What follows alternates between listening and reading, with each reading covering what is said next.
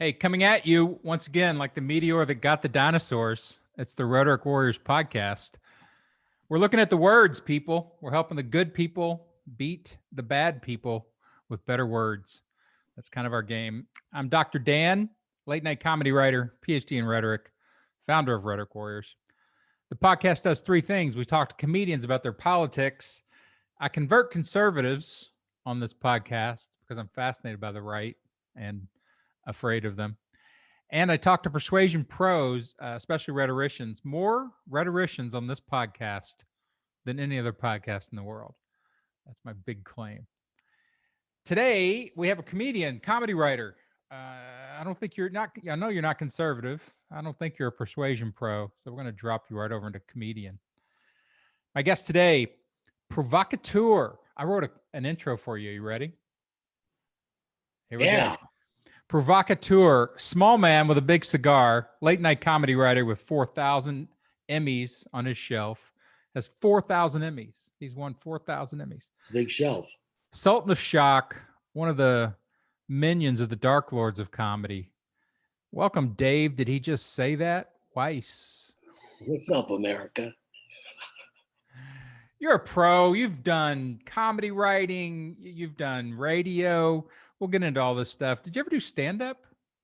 I did a little bit a couple years ago. I didn't enjoy it, really. Really? There's something about having other people screw up your jokes and have them die rather than standing up there and having it happen to you. Well, you know, the game is for them not to die. Yes, I know, but it was 3 years ago and I was pushing 80. And I just figured at a certain point, I don't want to be throwing my number in that fishbowl on top of the bar. Yeah, buddy. Then doing my act when the bar is full of nothing but friends of the comedians and the comedians who are going to sit on their hands. It's an ugly, that spot in the night. It's an ugly landscape. And there's no trajectory in stand-up. Like I remember years ago working with a guy down in Florida because all the old comics would still work down Florida. His name was Al April. I mean, almost straight at vaudeville. Mm-hmm. And he was probably in his 70s then and just working the rest homes. I'm like, oh, no, that's not the world I want. No. I mean, you'd have permission to shoot me if you ever saw me doing that. I give you permission in front of the entire Rhetorician Warriors podcast to shoot me if you see me at the Shady Oaks entertaining a matinee. I'm taking that permission. That's one of the things I'm going to put on my bucket list. Shoot Weiss if his life goes farther downhill than it is now. Yes. Than it is now. So run your background a little bit. Tell everybody who Dave Weiss is. I mean, I kind of know you, but I don't really know that much about you. New York, baseball fan. What else? Let's see. New York, baseball fan. I had like a short career in advertising and radio before I moved out to LA to do comedy. Like Mad Men? Do you do like a Mad Men in New York? A little taste of the Mad Men life. Really? But I like to say that advertising is show business without talent. I completely agree. Like I've brushed up against advertising and I was always like, man, you guys should hire some writers. Yeah, exactly. And they're all like, oh, I have a screenplay. Yeah. Oh, I'm a writer. I'm like, yeah, you're a writer. Yeah. What do you think sounds funnier, 15 cents or 18 cents on the coupon? Okay, so you had a little bit of that. Are you from the city, from New York? No, I was raised on Long Island. Long Island. Notice how I did the pronunciation. And but I went to the city fairly often. It's a bedroom community. So I consider myself a city boy. Sure, I think you could pull that off. You've got that feel to you. Mets fan? Yes. And I don't know why, and I don't know how. I only know that I bleed blue and orange. Yeah, how did that happen? I mean, I don't know. I don't know. They squeaked through the big Yankee juggernaut? Something like that. My brother's a Yankee fan, and I don't know how that happened either. But in terms of New York sports, you tend to be born into something. because of your geographical location or what your parents were. My father was a Brooklyn Dodgers fan, and then a lot of Brooklyn Dodger fans moved from Brooklyn to Nassau County or Suffolk County out on Long Island. And then when the Mets were born in '62, those people were already National League Baseball fans. Okay. So they naturally gravitated to the new Mets rather than become Yankee fans, because if you were a Dodger fan, you were not a Yankee fan. You hated the Yankees, and you would have nothing to do with them, and neither would your children or your children's children. And the regionality that they are able to infuse these teams with. It's like I live right down the street from UT Austin. Mm-hmm. And 80,000 people in an ugly orange color making stupid hand gestures. There you go. It's just amazing the adherence that they can get with that stuff. I know. Like they've got you. The Mets have you. It was Tom Seaver, wasn't it? You fell in love. He was one. He was terrific one. Tom. He's the first player '69 is the first year that I really remember the Mets. And, granted, that was the miracle year, the miracle Mets, when they won the World Series for the first time after 7 years of abject baseball futility. So. Okay, cool. So we got a little bit of New York in, you got a little bit of baseball back there. Tell me about your writing progression. How did you get to become the... Well, let's see. I started here. When I moved out here, I just moved. I had no job. I had no money. I had no car. I had no nothing.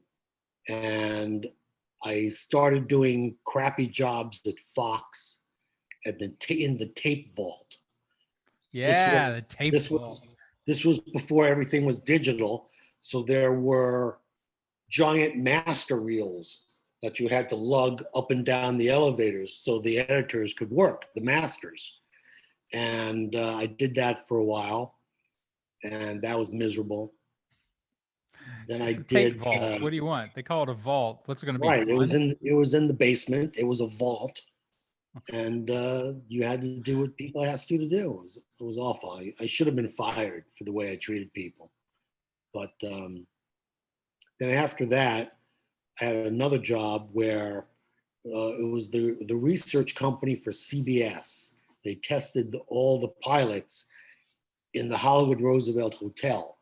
They had barkers in front of the Grauman's Chinese Theater to bring in the tourists. Okay, sure. So they could get a representative sample of America. So I would sit in a room with these yahoos, and I'd show them an episode of Dr. Quinn, Medicine Woman. And they had a red button and a green button. When you saw something you liked, you push red.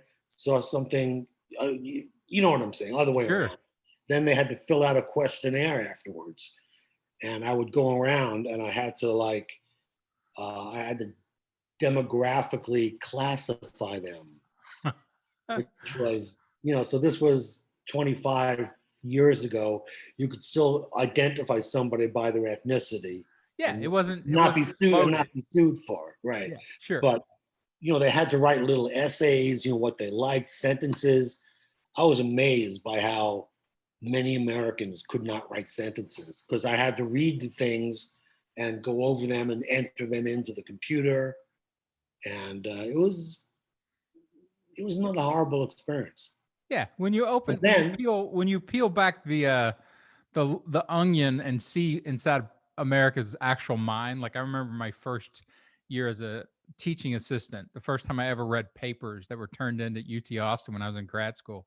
And I was like, how did these people get to college? Like they take the top 10% at UT Austin. I'm like, this is the top 10% in Texas? Yep.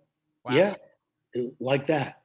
But then through my girlfriend's ex-boss, I heard about Dennis Miller Live. And really, that's going to be your first job, Dennis Miller Live? Well, wait. It doesn't start out with like walking off the street and walking into a writer's office. I started out as the receptionist because they needed a receptionist for 5 weeks. So my job needed a pretty face out front. Needed a pretty bald face out front. And yeah. So my job was to get soup. I would call Erewhon. You know Erewhon on Beverly Boulevard? Sure. Okay. I would call them and I would type up, ooh, carrot leek and broccoli ginger today. And I would make a copy and I would circulate it to the staff. Then I would go to Erewhon and pick up soup. And then they asked me back to be a writer's assistant and told me I could write jokes. So I wrote jokes. And, I started getting jokes on the air. And then Dennis made me a writer. So Dennis made you a writer. Yeah. Yeah. Eddie was the showrunner still at the time, right? Like, yeah, but Dennis said yes, no, maybe. I mean, Eddie didn't have hire and fire power. Okay. Interesting. So even like he wasn't that active when we worked together at CNBC. Dennis wasn't that active. He was no longer interested in. Well, he wasn't that active.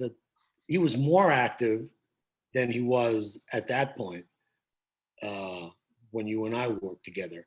But I think that one of his strengths, I think, is that he had a healthy hands-off attitude when it came to the material, so that I never had the feeling that while I was writing, he was looking over my shoulder. Right. Never had that feeling. And there are a lot of shows where somebody's looking over your shoulder. He always respected the material, number one. Yeah, and that's one of the things I really liked about working for Dennis. Like he was clearly a writer. He clearly appreciated the writers. He knew the good jokes. Like he had really good radar for the good jokes. Very good radar for that, exactly. And a lot of people don't. I've heard that Marr is not a good joke picker. And that's why his monologue sometimes gets less than rave reviews. But, yeah, I've been in, I guess, let's see, a few. I started with Tom Arnold, and Tom Arnold actually had a good joke radar. Good. He could pick the best joke out of a bunch if you gave him the jokes. Mm-hmm. He couldn't come up with them, but he could definitely recognize them. Okay, well, that's a skill you need to have if you're a joke picker. You got to know how to pick jokes. Joke picker. And then Kilborn couldn't pick a joke to save his life. No, he couldn't, but he was funny.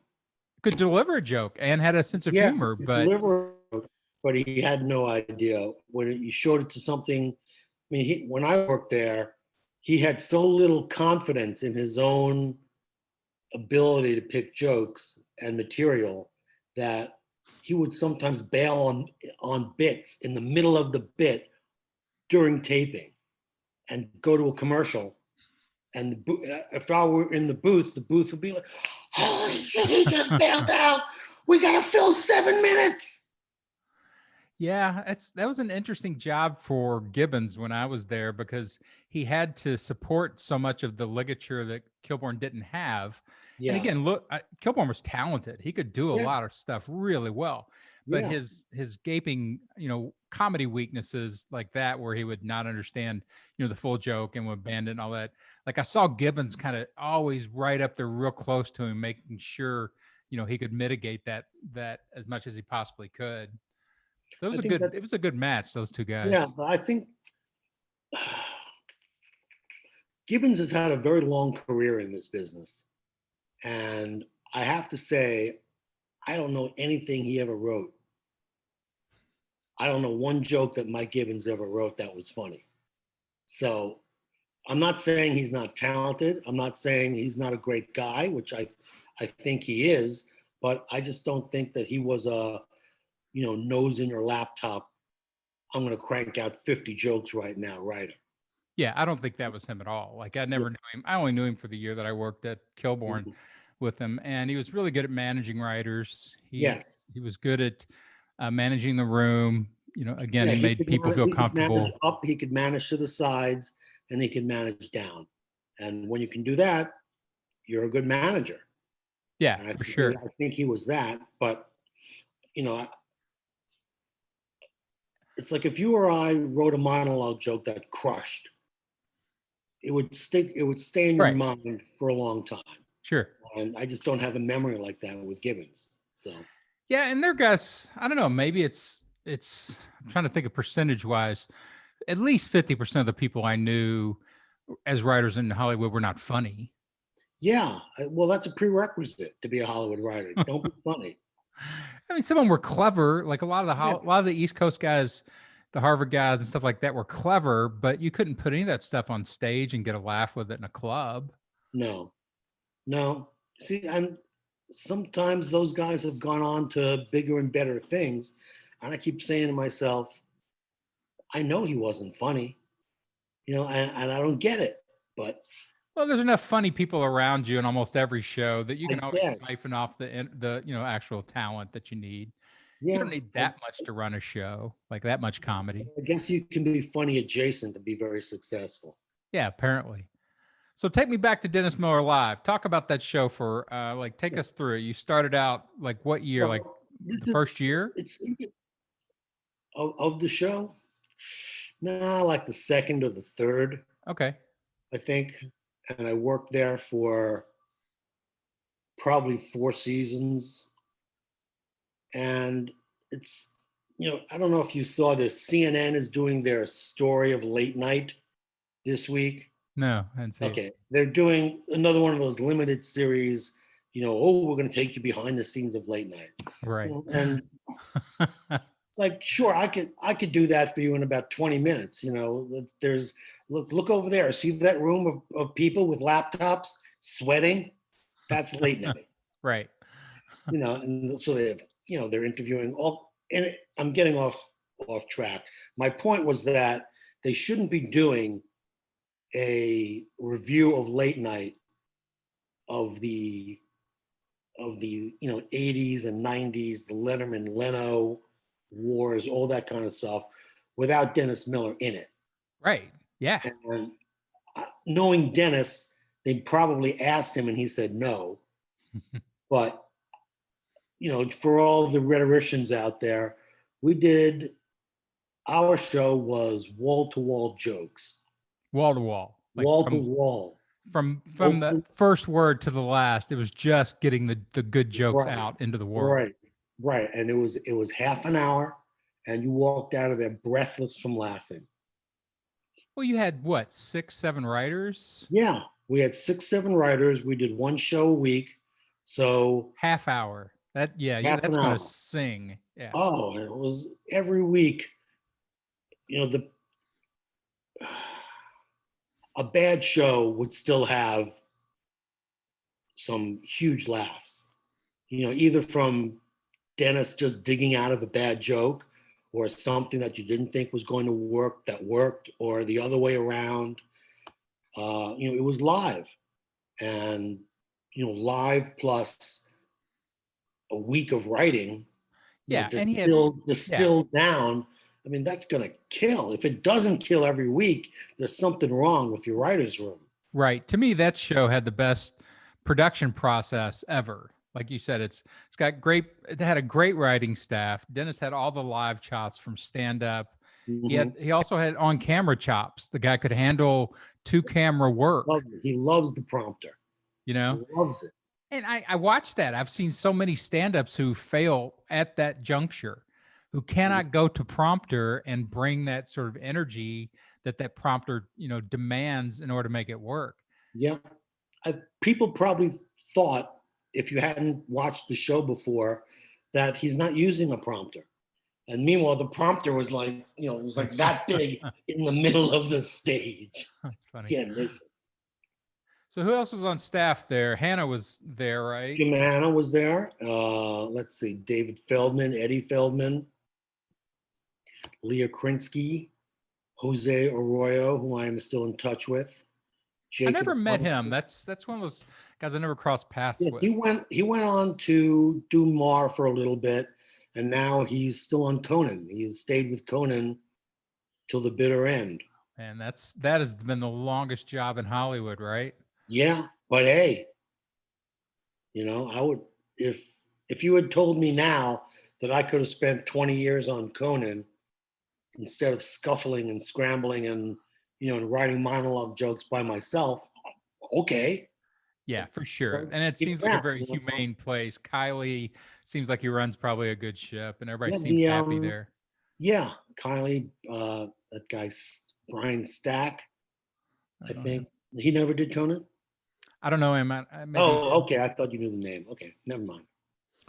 I know Laura Kilmartin was there. I don't know if she's still Yeah, there or she's not. still there. Yeah.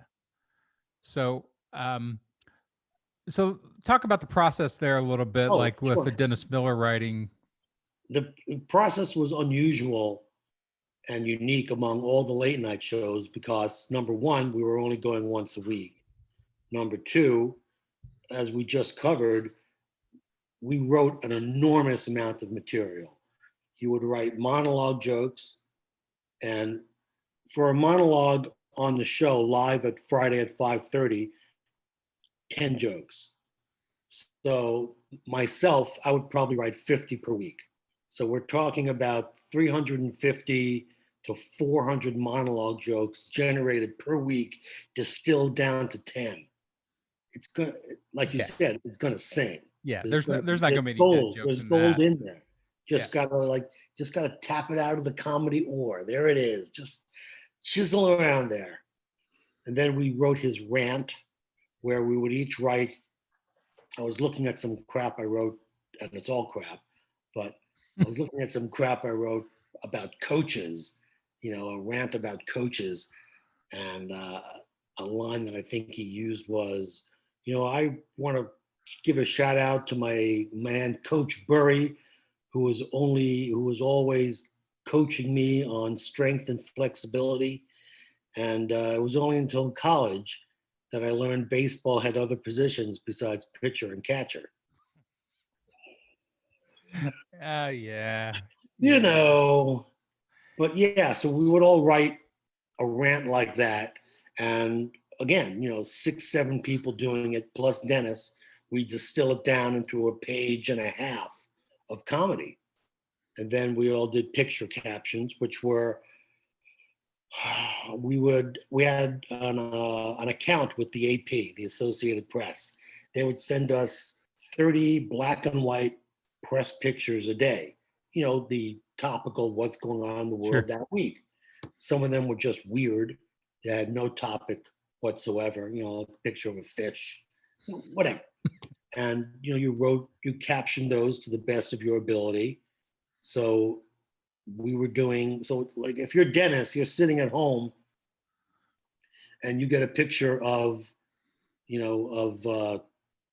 Biden today, and he's wearing his shades and he's got the dog.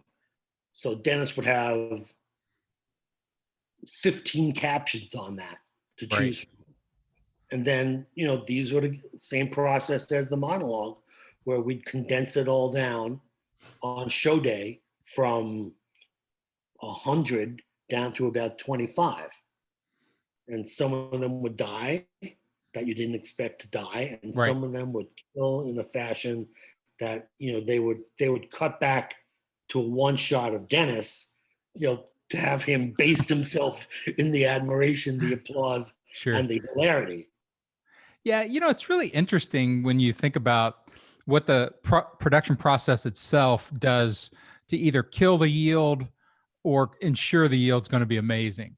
And people don't really get this outside of professional comedy writing. I think a lot of people in professional comedy writing don't understand it, because for me, I've written both, dramatic, comedic, plus late night variety.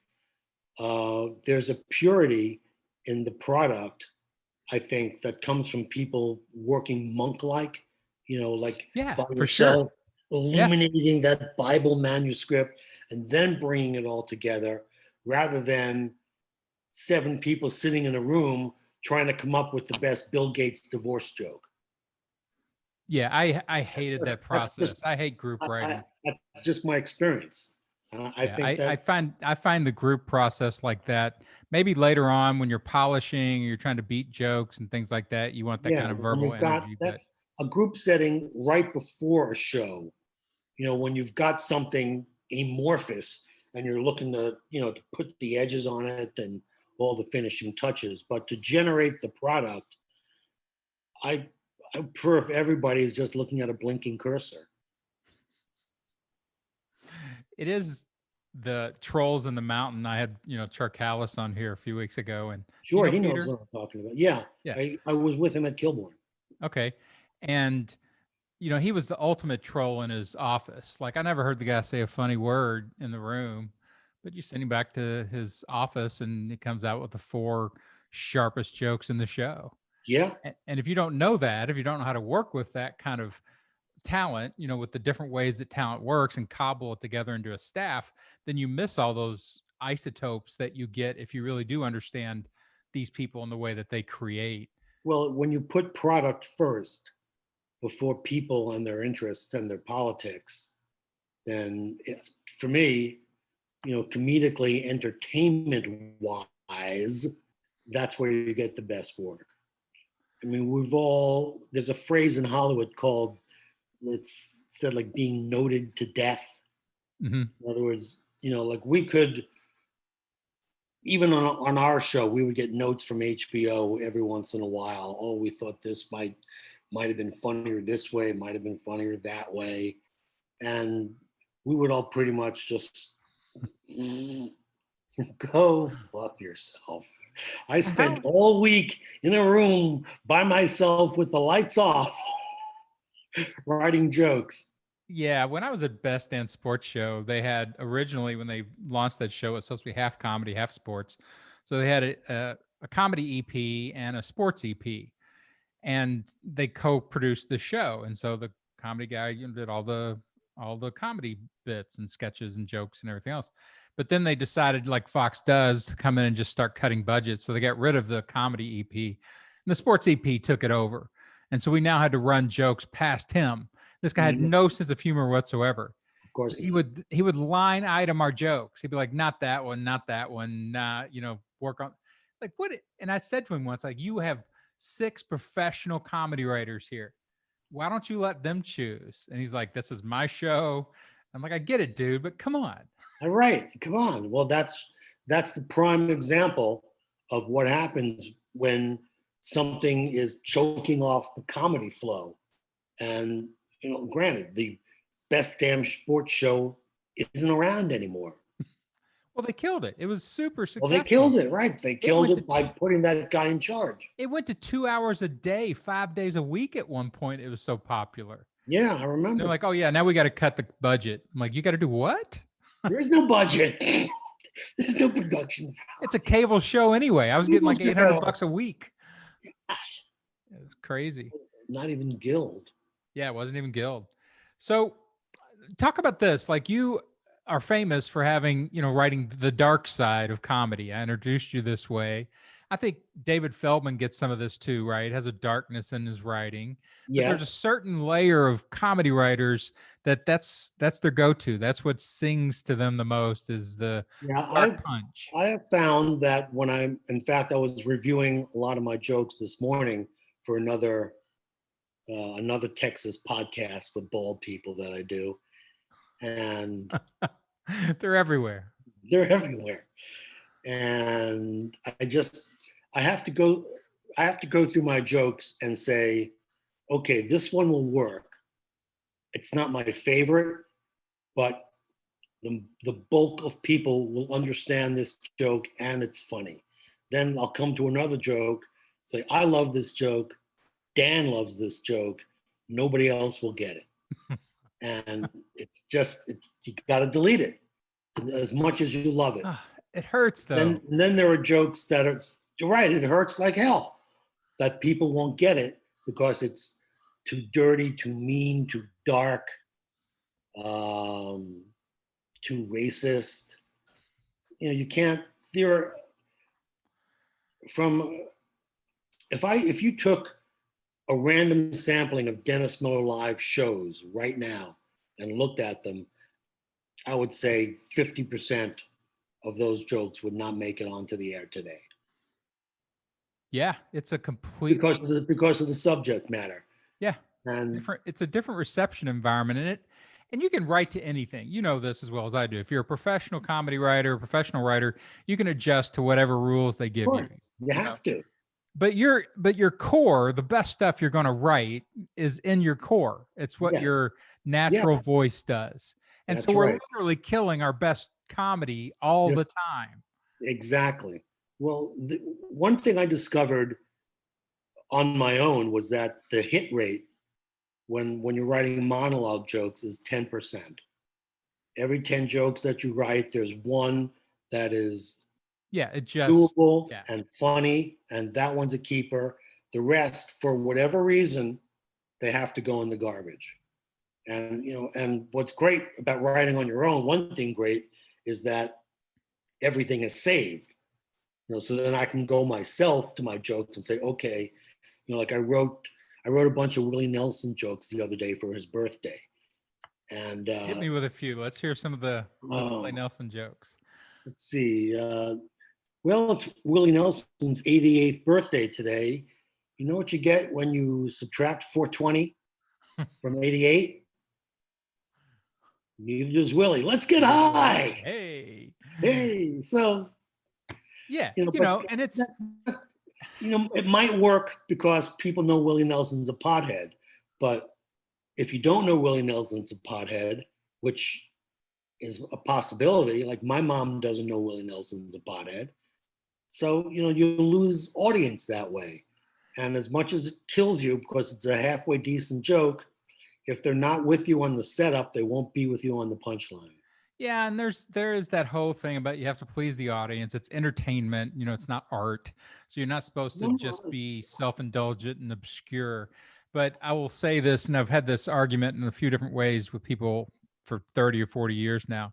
Like, first of all, comedy theoretically has no moral center. Like, its only purpose is to get laughs. So you can't import outside moral issues into comedy. No, you can't. And people do. They can't stop themselves. That's right. So you can't use that stuff to judge it. Like, I have people every once in a while like, oh, you shouldn't have said that joke. I'm like, did you laugh? I'm like, no. Well, then just don't laugh. I don't need to hear anything else. Right. I don't need your editorial comments. It is funny or it's not funny.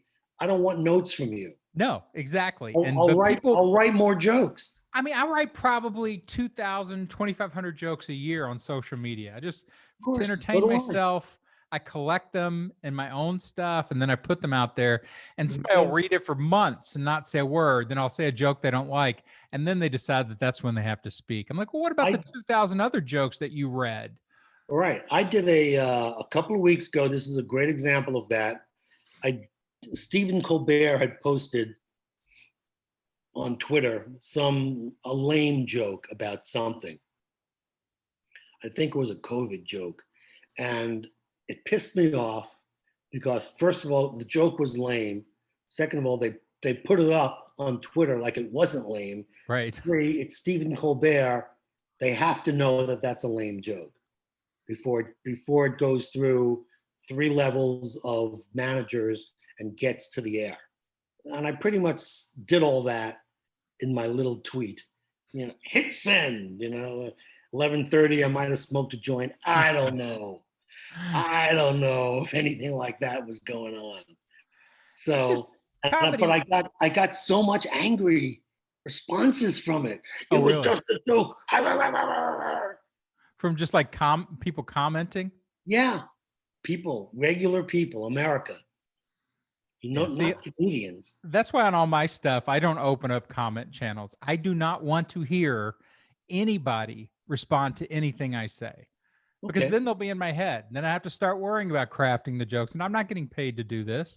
No. I know how to walk, the fine line. And I know how to make myself seem moral and all that.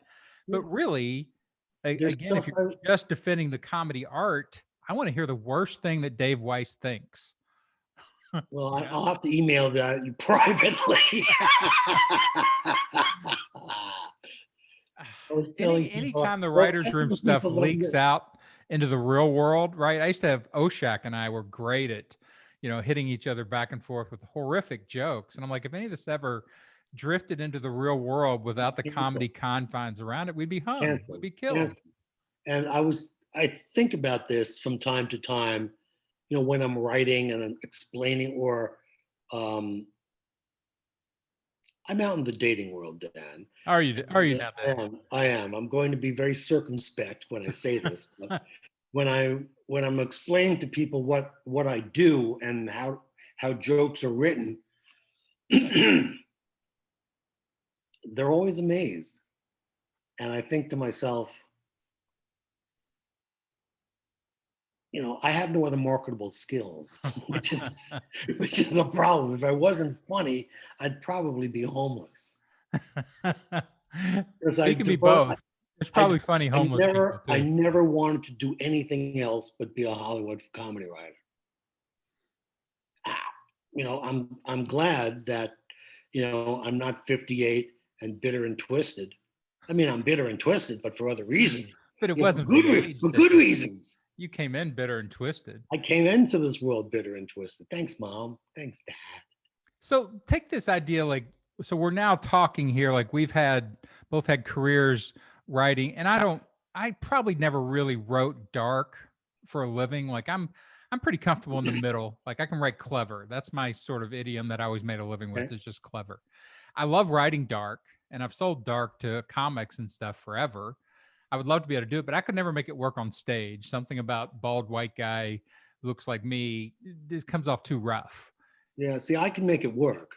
Well, you're more cuddly than me. Look at you. Yeah, I'm cuddly.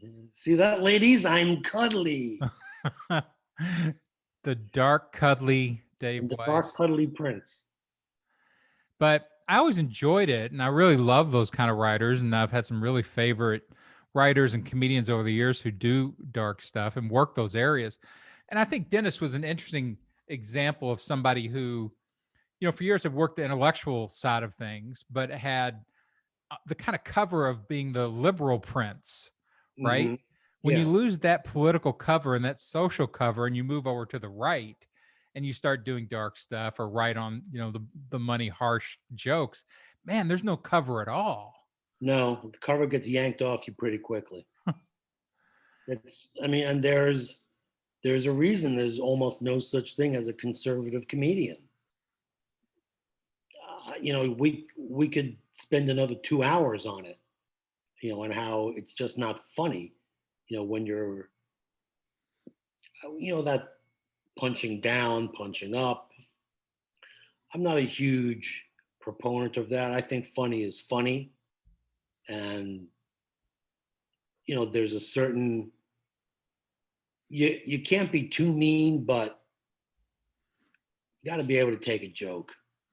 Yeah. In the manner of which it is presented, especially if you're a public figure. I mean, we're not going to make, certain demographic groups are off limits. I never write jokes about children. Children are innocent until they're adults and in charge of their own destinies. They get a pass. I never wrote a Chelsea Clinton joke. I refused to write Barron Trump jokes, even though,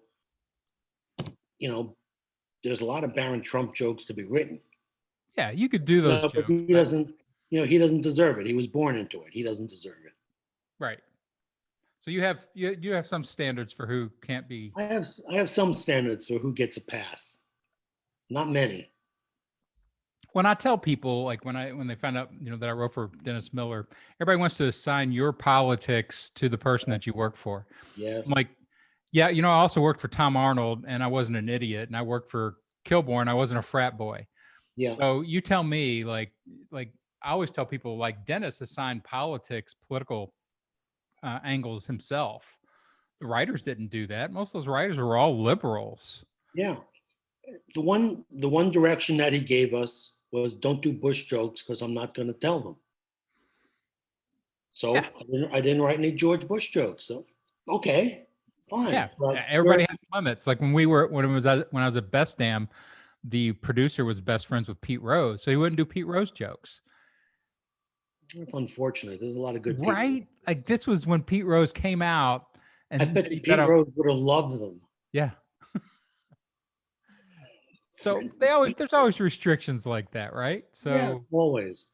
But again, you don't want restrictions that choke off the comedy, because there's one, if one joke that's gold doesn't make it to air, that's somebody's fault, because that's a huge laugh that didn't happen because somebody didn't know what was going on. They made Right. the wrong decision.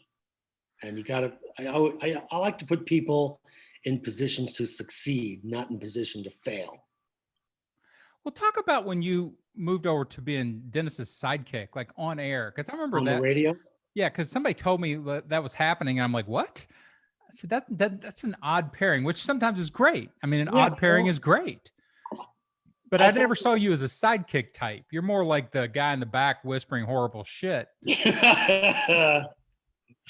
well, the way that happened was I had gone out for pancakes with my son. I came back to the house, and my wife at the time hands me the phone and says, "It's Dennis." I said, "What?" "Dennis, okay. Hello, Dennis." And he said, "I got this radio show. I wanted to know if you wanted to be my sidekick." Yes. Sure, why So not? Yeah. yeah, it took about 15 seconds. And so we did some some pre-work about what the format of the show was going to be and what my role was going to be as the co-host slash liberal counterpart to his right-wing leanings. And it worked for about 3 years. And the problem was the sponsors did not want me on the air because, Really? yeah, he was getting shit from Sinclair Broadcasting, who were they owned a shitload of radio stations. Yeah, for sure. And if there's a great New Yorker article about the evil of Sinclair Broadcasting, if anybody wants to, comb the archives of the New Yorker and read it. But yeah, so they got me fired, and Interesting. yeah, you didn't know that? No, I didn't. Oh yeah, I also didn't know you were set as sort of a liberal counterpart. So you guys yeah. had actual discussions on air about. We had discussions, but we did not have arguments. It was all we looked for the comedy in everything, and if you listened to the show, we didn't start out the day by like rustling the New York Times. Dennis was like, "Well, Sal, what do you think about the $1.8 trillion plan?" No, we didn't do that. We talked about soup, Okay. and then we talked about politics. Sure. But it wasn't the McLaughlin group by any means. Did you like that gig? Is that something that Loved you that would like gig. to continue to do? Loved that gig. I mean, what's not to love? You get up, you take a shower, you go to the office, you talk for a couple of hours, you go home. There's no meetings. You don't have to talk to anybody. Dennis and I were never even in the same studio. He had a studio in his house in Santa Barbara. So we worked together for 3 years. I saw him once. Do you want to hear my favorite Dennis story? I don't know if you remember this Of or course I not. do.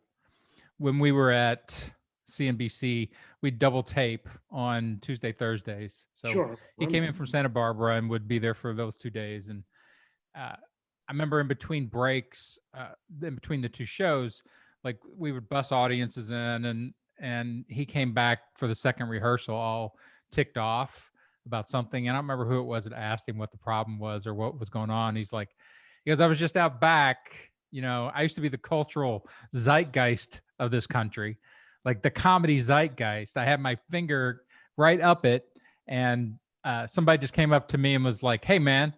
And I thought they're going to ask for an autograph. And they said, "Where do we get paid?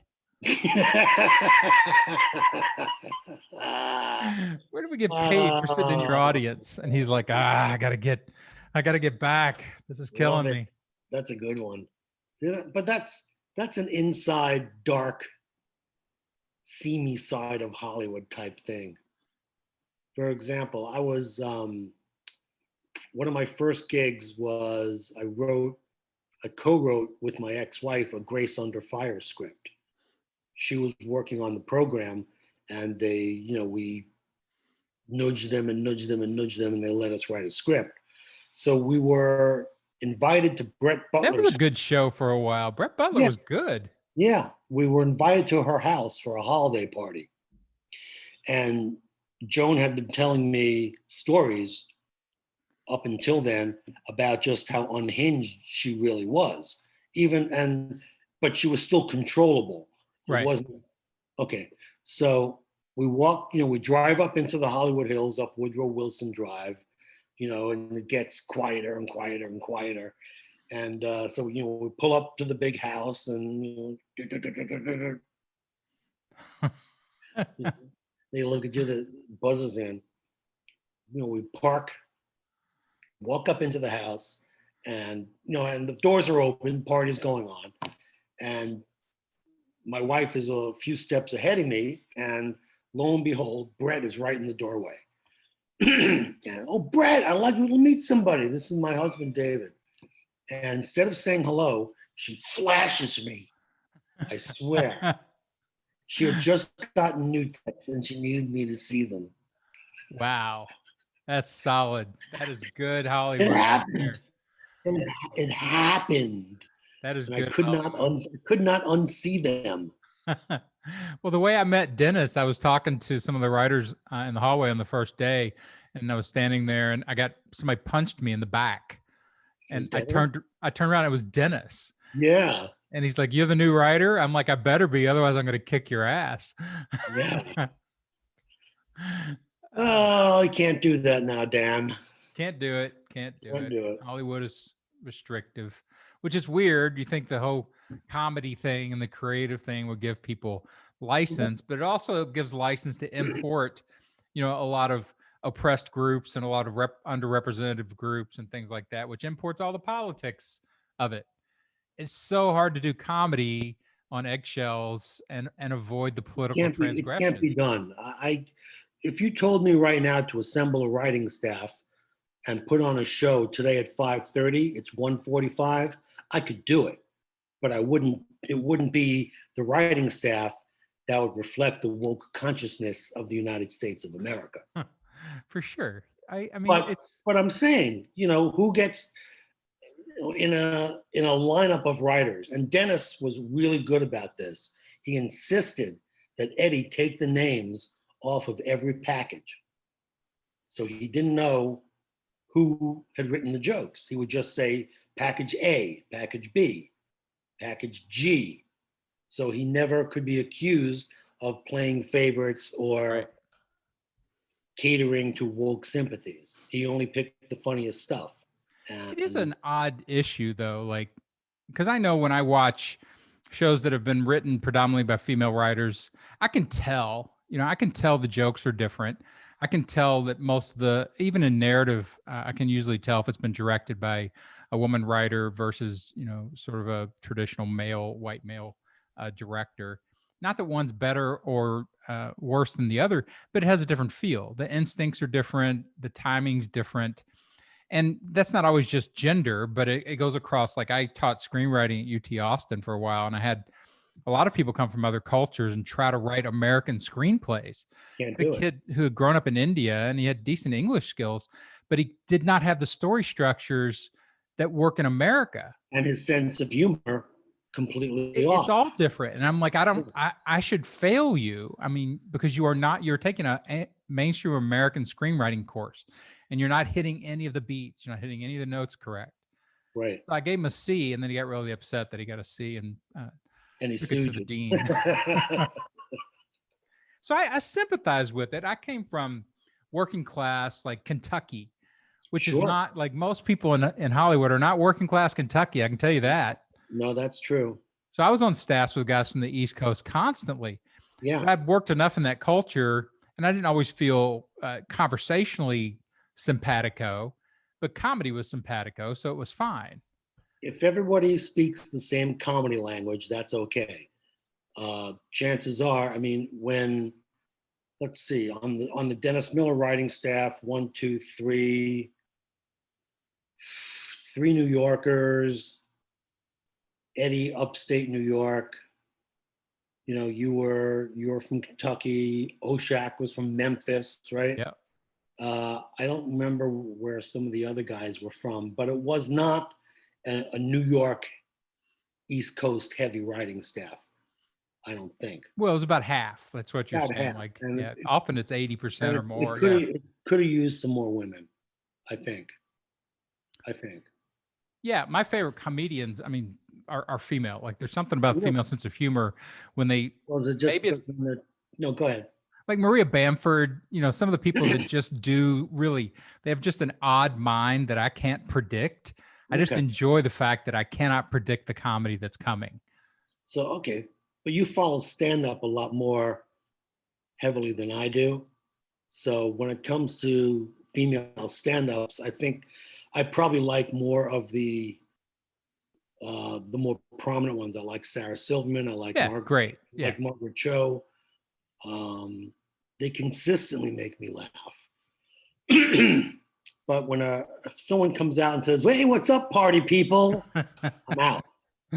Well, it's not talking to me. I'm not party people. Yeah, right. I'm out. Have you run into any backlash from being associated with Dennis, like trying to get work? Do people think you're a right winger? I haven't run across it face to face, but I do think that it has affected things because my best work and my Emmy come from Dennis Miller. Sure. And I can't. No one wants to hear. Well, I worked for Dennis Miller, but my politics aren't like Dennis Miller. I'm actually a nice, funny, liberal guy. Huh.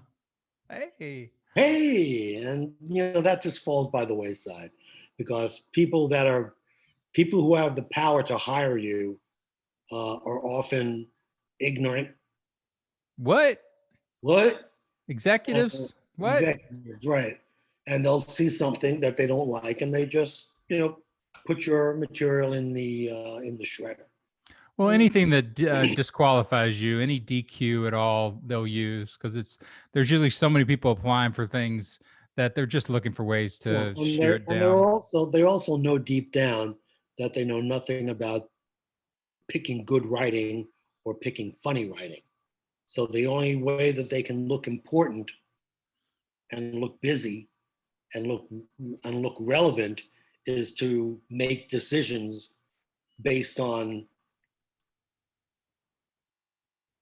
improper input, so to speak. Does that make sense? No, I totally get it. And they're adding shit to shit and expecting they're going to get a gold egg, and it's the equation doesn't work that way.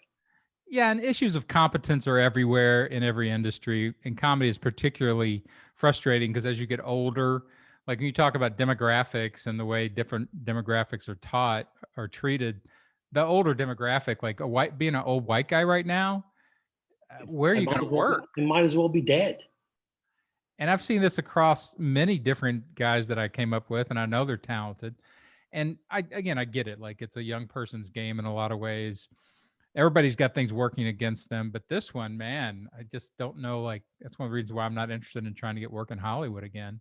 Yeah, no, it's different right now. I ran into an old friend who has a pilot, and I'm going to be submitting for his pilot, and I'm just glad that I know him, because if I was just submitting regularly, my stuff would go into the old white guy pile. This way my stuff is going right to somebody who knows me and is not going to disqualify me based on the color of my head. It's a bald thing. They're against all the bald thing, right? Yeah. So what do you got? Like, give me some of the jokes that you've written lately that you like. Okay, that you were going through. Let's call a little notebook. Give people a little bit of the taste of the Weiss, the Weiss. Hold on a second.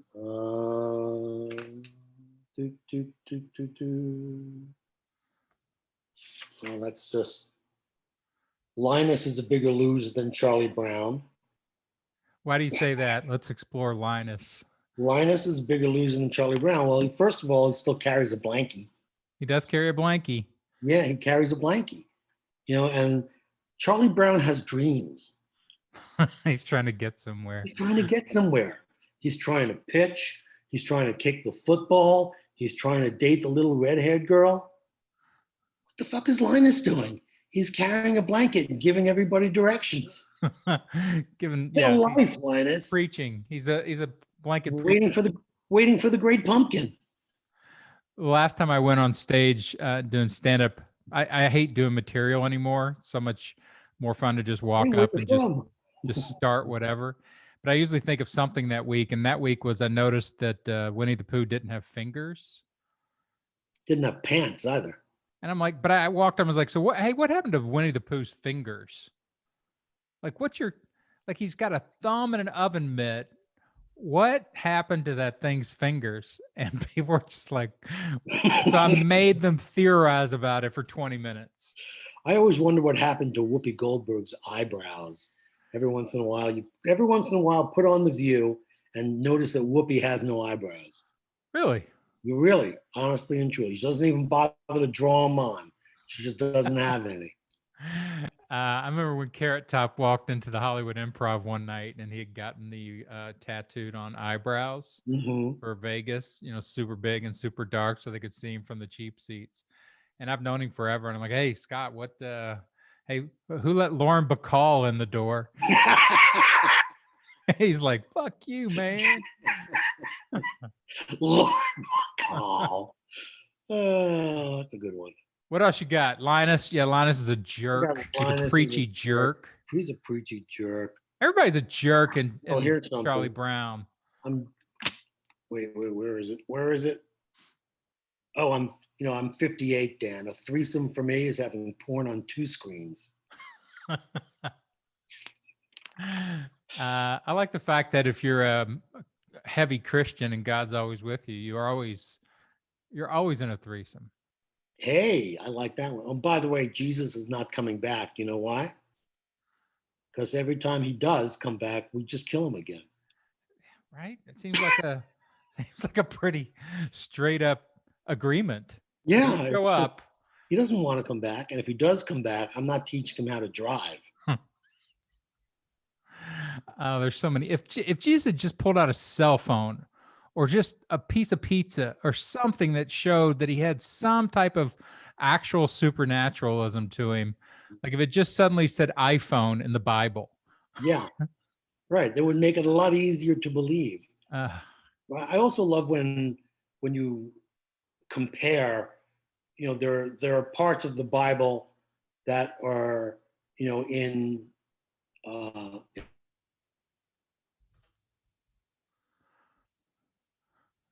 No, you froze. Can you hear me? Yeah, we were gone. Now we're back. So Okay. you're about to decimate the Bible for everybody. Oh yeah, the Bible. My take on the Queen's Gambit, Dan. Night to overrated and soon forgotten. There should have been there should be a bit somehow right in like a publishing house giving notes on the early versions of the Bible. Yeah. Like, don't like the ending. That's a good bit. Yeah, that would be a good bit. We're not really happy with the ending. Is there some way that Jesus could live? what if We'd like this Pontius Pilate, like somebody take him out. Like we're getting no catharsis here whatsoever. What's your take on Biden? I happen to like Biden. I don't think he's a genius by any stretch of the imagination, but I think that he's exactly what America needs at the moment, which is just a big, absorbent tourniquet. That's funny. On the gaping wound that is this country right now. And once all the blood is soaked up and the bleeding stops, then they can wash off the wound and see what we've got. And that may be 4 to 10 years from now. But,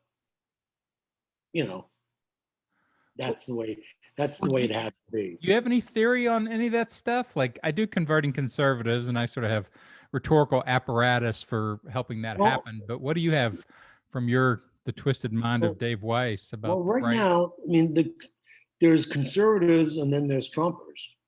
And I think that today, I was reading before that Kevin McCarthy is looking for a way to get rid of Liz Cheney because she's not a Trumper.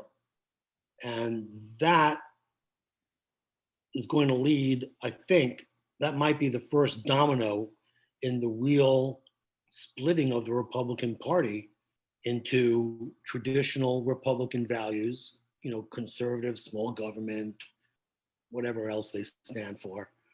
And unfun, lack of fun. yeah, lack of fun and wearing ties on Sunday. That's the worst thing for me. I tell everybody when I do the podcast, when I have conservatives on, like, my allegiances are to comedy. Like, I want the person that's funniest to be president. Right. And conservatives are never funny. They're never fun. It's never any fun to hang out with them. No. Well, I don't know. I mean, it's not as if living in the bubble that I live in and the bubble that you probably live in, that there's a group of conservatives at the bar like, hey, come on over. We want a liberal perspective on things. That kind of doesn't happen anymore these days, except I'm going to Vegas in a couple of weeks, for a vacation. I happen to like the Vegas. And it's one place where people do mix, where, there is no, granted, if you're wearing a shirt that says Proud American and the shirt's cut off over here, you've got a big flaming cross on your arm, I might not want to, buy you a drink, but there's a certain camaraderie in the desert. That's funny. Well, everybody's losing their money together, right? Right. Losing their money. It's hot. How's the pool? Do you have a cocktail? Did you take a nap? Things that everybody can deal with. Vacation things. I think they should. It's interesting that word is so close. Like, one arm should be Proud American, the other should be Pride American. Ooh, completely different. Write that down, Dan, or else I'm same word. Same word. Yeah, how come you never see any Chinese people with the American word for pride down their arm? What's up with that, Dan? That is a good question. Other than the fact that, letters are ugly. I guess calligraphy, they try to pretty them up, but yes, that's a freebie for everybody out there. It's my Chinese tattoo joke. Do you have favorite jokes that you remember from the years? Like, hit us with one of the favorites that you threw on to Dennis Miller. Big Blue beat like Gary Kasparov in chess. This was, when the computer came out, and the joke was, in a gesture of mourning, chess fans around the world use black tape to hold their glasses together. That's it. Go after the chat. Hard jab to the chess community. When Gene Rayburn passed away, I love this joke. Match game host Gene Rayburn has passed away. The funeral went very well, except for that moment when Charles Nelson Riley blanked into the open grave. That's a good 70s joke right there. Like, if you lived through the 70s. That's right. That encapsulated a lot of the 70s. A lot of it. And you watched a lot of game shows like I did, you might get that joke. Well, cool, man. I think we're at an hour. You managed to not say anything, I think, to sink your dating chances out there. So that was the real goal here, right? Yeah, they're listening. Not they. Not they. She. The one. The one. The one. I can't mention any names. I got you. Well, I appreciate it, man. It was super fun. Super fun, Daniel. Always stuff to talk about in the Weiss world. And any last thoughts? Can people find you? Are you promoting yourself? Yeah, you can find me on the Twitter at DWeiss Follow me. If you get the jokes, that's great. If you don't, that's great too. Yeah, like I said, I'm all. If you want to hit me with something positive, I'll listen. If anything's negative, you're going to get blocked before I even finish the sentence. So exactly. just let you know. It's all good. Well, super fun. I appreciate it, Dave. We'll circle back at some point. This is the Rhetoric Warriors podcast. Comedy, politics, rhetoric. Get out there and persuade some people. They as usual need it. We'll see you next time.